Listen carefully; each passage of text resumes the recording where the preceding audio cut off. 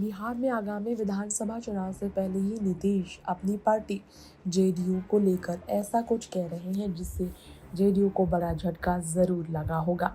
दरअसल बीजेपी के प्रति अपनी विश्वसनीयता एनडीए के साथ इस बार ईमानदारी का फिर से प्रतीक देने का प्रयास नीतीश कुमार ने किया। उन्होंने कहा क्यों उन्होंने बीजेपी छोड़ा और राजद का दामन थामा।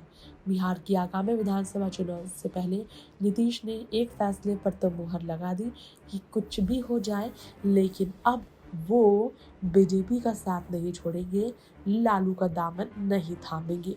इस तरह की अटकलें के नीतीश फिर से पलट सकते हैं। इन अटकलों पर विराम नीतीश ने लगा दिया है। उन्होंने कहा कुछ भी हो जाए वो अब गठबंधन एनडीए गठबंधन को छोड़कर नहीं जाएंगे। वो अब इधर उधर नहीं जाने वाले हैं किसी भी हालत में।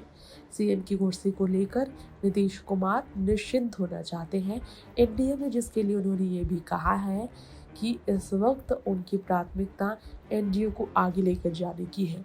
पार्टी के लोगों ने उन्हें इधर उधर किया था, ये बात तभी नीतीश ने दोहराया, जेडीयू को चौंका दिया। नीतीश ने ये कहा कि पार्टी के लोगों ने उन्हें इधर उधर किया। नीतीश ये कहकर कहीं ललन सिंह की तरफ इशारे तो नहीं कर रहे थे। उनके इस बयान को अक्सर उनकी राजनीतिक गठबंधन की प्रतिबद्धता और पिछले पाला बदलने की गलतियों को संदर्भ देता है। नीतीश अपनी गलतियों का एहसास करते नजर आए। मोदी शाह के सामने, बीजेपी के आगे उन्होंने अपनी गलती स्वीकारी कि वो इधर उधर जाकर गलती कर बैठे।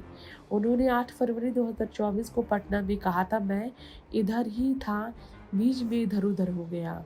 फिर उन्होंने कहा मैं एनडीए में हमेशा रहूँगा, कहीं नहीं जाऊँगा।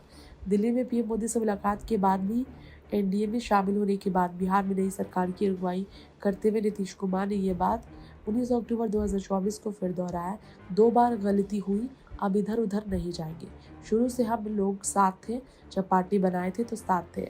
नीतीश ने कहा पुराना रिश्ता है, अब वो कहीं नहीं जाएंगे। फिर 9 नवंबर 2024, फिर 20 नवंबर 2024, 27 दिसंबर 2024, 4 जनवरी 2024, 5 जनवरी 2025, 4 जनवरी 2025, 30 मार्च 2025, 26 अप्रैल 2025।